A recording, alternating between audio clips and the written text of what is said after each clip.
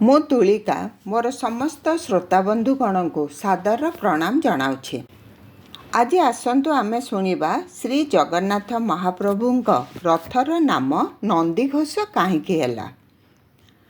ନନ୍ଦୀ ଆଉ ଘୋଷ ଏ ଦୁଇ ଶବ୍ଦର ମିଶ୍ରଣରେ ସୃଷ୍ଟି ହୋଇଛି ନନ୍ଦିଘୋଷ। ନନ୍ଦୀ ହେଉଛି ଭଗବାନ ଶିବଙ୍କ ବାହନ ଓ ଘୋଷ ହେଉଛି ଗର୍ଜନ। ନନ୍ଦୀଙ୍କ ଗର୍ଜନରୁ ରଥର ନାମ ହୋଇଛି ନନ୍ଦିଘୋଷ। ତ୍ରେତୟା ଯୁଗର ଏକ କଥା ସହ ନନ୍ଦିଘୋଷ ଶବ୍ଦଟି ଜଡ଼ିତ। ରାବଣ ବିରୁଦ୍ଧରେ ଯୁଦ୍ଧ ଘୋଷଣା କରିବା ପରେ ଭଗବାନ ରାମଙ୍କ ସହ ଥିବା ବାନର ଓ ଭଲ୍ଲୁକମାନେ ଯୁଦ୍ଧର ରଣନୀତି ପ୍ରସ୍ତୁତ କରୁଥାନ୍ତି। ଏହି ସମୟରେ ଇନ୍ଦ୍ର ଦେବତା ମଧ୍ୟ ଭଗବାନ ରାମଙ୍କୁ ସହାୟତା କରିବା ପାଇଁ ଚିନ୍ତା କରନ୍ତି। ପ୍ରଭୁ ରାମ ବନବାସୀ ହୋଇଥିବାରୁ ତାଙ୍କ ପାଖରେ ରଥ ନଥାଏ, ଏଣୁ ରଥଟିଏ ପ୍ରଦାନ କରନ୍ତି ଦେବରାଜ ଇନ୍ଦ୍ର। ହେଲେ ରାବଣର ସୈନ୍ୟଙ୍କୁ ପରାସ୍ତ କରିବା ରାମଙ୍କ ପକ୍ଷେ ସମ୍ଭବ ହୁଏ ନାହିଁ। ଏହି ସମୟରେ ବିଷ୍ଣୁ ରୂପୀ ଶ୍ରୀରାମଙ୍କୁ ସହାୟତା କରିବା ପାଇଁ ଭଗବାନ ଶିବ ନିଜ ବାହନ ନନ୍ଦୀକୁ ପ୍ରେରଣ କରନ୍ତି। ନନ୍ଦୀକୁ ଧାରଣ କରିବାର ଶକ୍ତି କାହାର ନଥିବାରୁ ବିଷ୍ଣୁଙ୍କ ସୁଦର୍ଶନ ଚକ୍ରରେ ସ୍ଥାପିତ ହୁଅନ୍ତି ନନ୍ଦୀ। ଦୁଇ ମହାଶକ୍ତି ଏକାଠି ହୁଏ। ସୁଦର୍ଶନଙ୍କ ଘୂର୍ଣ୍ଣନ ବେଳେ ନନ୍ଦୀଙ୍କ ଅବସ୍ଥାନ ଯୋଗୁଁ ନନ୍ଦୀ ଭୀଷଣ ଗର୍ଜନ କରନ୍ତି। ସେହି ଗର୍ଜନ ଫଳରେ ରାବଣର ଅର୍ଦ୍ଧାଧିକ ସୈନ୍ୟ ପ୍ରାଣ ହରାନ୍ତି ଓ ଶ୍ରୀରାମଙ୍କ ବିଜୟ ପଥ ସୁଗମ ହୁଏ। ଏଣୁ ଦେବରାଜ ଇନ୍ଦ୍ରଙ୍କ ପ୍ରଦତ୍ତ ଏହି ରଥର ନାମ ହୁଏ ନନ୍ଦିଘୋଷ। ଆସନ୍ତୁ ଶୁଣିବା ନନ୍ଦିଘୋଷ ରଥ ଉପରେ କିଛି। ପୁରୀରେ ରଥଯାତ୍ରା ସମୟରେ ଶ୍ରୀ ଜଗନ୍ନାଥ ବିରାଜମାନ କରୁଥିବା ଏହି ରଥରେ ମହାପ୍ରଭୁଙ୍କ ବିଗ୍ରହ ସହ ତାଙ୍କ ପ୍ରମୁଖ ଚଳନ୍ତି ପ୍ରତିମା ମଦନମୋହନ ମଧ୍ୟ ଗୁଣ୍ଡିଚା ଯାତ୍ରା କରିଥାନ୍ତି। ନନ୍ଦିଘୋଷ ରଥର ଅନ୍ୟ ନାମ ଗରୁଡ଼ଧ୍ୱଜ, ଚକ୍ରଧ୍ୱଜ ବା କପିଧ୍ୱଜ। ରଥର ପ୍ରଦାନକର୍ତ୍ତା ହେଲେ ଦେବରାଜ ଇନ୍ଦ୍ର। ରଥ ନିର୍ମାଣ କରିଥିଲେ ବିଶ୍ୱକର୍ମା।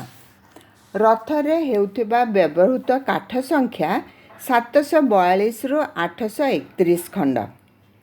ରଥର ଉଚ୍ଚତା ହେଲା 45 ଫୁଟ 3 ଇଞ୍ଚ ବା 33 ହାତ 5 ଆଙ୍ଗୁଳି। ରଥର ଚକ ସଂଖ୍ୟା ହେଲା 16 ସିଦ୍ଧି ଅନୁପାତରେ 16ଟି। ଚକ୍ରର ଅର ହେଲା 16ଟି। ଚକ୍ରର ବ୍ୟାସ ହେଲା 7 ଫୁଟ। ରଥର ଆବରଣ ହେଲା ପୀତ ଲୋହିତ। ରଥର ଅଧୀଶ୍ୱର ଦେବତା ହେଲେ ମହାପ୍ରଭୁ ଶ୍ରୀ ଜଗନ୍ନାଥ ଓ ଶ୍ରୀ ମଦନମୋହନ। ରଥର ଆୟୁଧ ହେଲା ଶଙ୍ଖ ଓ ଚକ୍ର। ରଥର ଦେବତା ହେଲେ ନୃସିଂହ।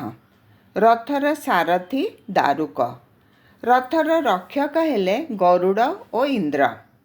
ରଥର ଦେବୀ ହେଲେ ଯୋଗମାୟା। ରଥର ଧ୍ୱଜାରେ ହନୁମାନ ବିରାଜମାନ କରନ୍ତି। ରଥର ଅଶ୍ୱ ସଂଖ୍ୟା 4 ଏବଂ ସେମାନଙ୍କ ନାମ ହେଲା ଶଙ୍ଖ, ବଳାହକ, ଶ୍ୱେତ, ହରିଦ୍ୱାସ। ରଥର ଦଉଡ଼ିର ନାମ ହେଲା ଶଙ୍ଖଚୂଡ଼। ରଥର ଦ୍ୱାରପାଳ ହେଲେ ଜୟ ଓ ବିଜୟ। ରଥର ଦଧିନଉତିର ନାମ ହେଲା ହିରଣ୍ୟଗର୍ଭ। ରଥର ଚାରଣ ନଳ କୁବେର। ଦଧିନଉତି ଉପରିସ୍ଥ କଳସ ତ୍ରୟର ନାମ ହେଲା ନଭ, ଆକାଶ, ବ୍ୟୋମ। କଳସ ଉପରେ ଥିବା ଶୂନ୍ୟ ଚକ୍ରର ନାମ ହେଲା ସୁଦର୍ଶନ। ରଥର ନେତର ନାମ ହେଲା ତ୍ରୈଲୋକ୍ୟ ମୋହିନୀ। ରଥର ଋଷିପଟାରେ ଅବସ୍ଥିତ କରନ୍ତି ନାରଦ, ଦେବଳ, ବ୍ୟାସ, ଶୁକଦେବ, ପରାଶର, ବଶିଷ୍ଠ, ବିଶ୍ୱାମିତ୍ର ଓ ରୁଦ୍ର। ରଥରେ ଥିବା ଶୁକ ଯୁଗଳର ନାମ ହେଲା ଜୀବ ଓ ପରମ। ରଥର ପୀଠର ନାମ ହେଲା କନକ ମଞ୍ଚା। ରଥରେ ଚକମାନଙ୍କର ନାମ ହେଲା ବିଷ୍ଣୁସିଦ୍ଧ, ବିଭୂତି, ଅଣିମା, ପ୍ରଜ୍ଞା, ଧୀ, ଜ୍ଞାନ, ପ୍ରେମ, ଆସକ୍ତ, ରତି, କେଳି, ସତ୍ୟ, ସୁସ୍ୱସ୍ତି, ଜାଗୃତି, ତୁରୀୟ, ଆମ ଓ ନିର୍ବାଣ। ଶାସ୍ତ୍ରରେ ବର୍ଣ୍ଣିତ ଅଛି ଯେ ନନ୍ଦିଘୋଷ ରଥ ଦର୍ଶନରେ ସାୟୁଜ୍ୟ ମୁକ୍ତି ମିଳେ। ଆଜି ପାଇଁ ଏତିକିରେ ରହିଲେ।